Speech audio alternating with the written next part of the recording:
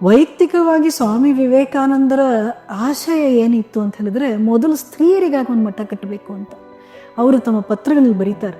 ಮೊದಲು ಶಾರದಾ ಮಾತೆ ಮತ್ತು ಅವರ ಸ್ತ್ರೀ ಸಂತಾನ, ಅವರಿಗೋಸ್ಕರ ನಾನೊಂದು ಸಂಸ್ಥೆಯನ್ನು ಕಟ್ತೀನಿ, ಆಮೇಲೆ ರಾಮಕೃಷ್ಣರು ಮತ್ತು ಅವರ ಪುರುಷ ಸಂತಾನ ಅಂತ ಹೇಳ್ತಾರೆ ಸ್ವಾಮೀಜಿ.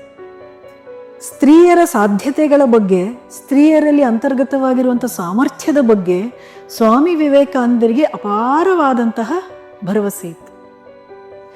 ಒಮ್ಮೆ ಸ್ವಾಮಿ ವಿವೇಕಾನಂದರಿಗೆ ಯಾರೋ ಕೇಳ್ತಾರೆ, ಸ್ತ್ರೀಯರ ಯಾವುದೋ ಒಂದು ಸಮಸ್ಯೆ ಕುರಿತಾಗಿ ಸ್ವಾಮೀಜಿ ನೀವೇನು ಹೇಳ್ತೀರಾ ಅಂತ ಹೇಳಕ್ಕೆ ಸ್ವಾಮೀಜಿ ಹೇಳ್ತಾರೆ, ಈ ಸಮಸ್ಯೆಗೆ ಉತ್ತರ ಕೊಡೋದಕ್ಕೆ ನಾನೇನು ಸ್ತ್ರೀ ಏನು, ನಾನು ಯಾಕೆ ಉತ್ತರ ಕೊಡಬೇಕು, ಸ್ತ್ರೀಯರಿಗೆ ಸರಿಯಾದ ಶಿಕ್ಷಣ ಕೊಡಿ, ಅವರ ಸಮಸ್ಯೆಗಳಿಗೆ ಅವರೇ ಪರಿಹಾರವನ್ನು ಕಂಡುಕೊಳ್ತಾರೆ.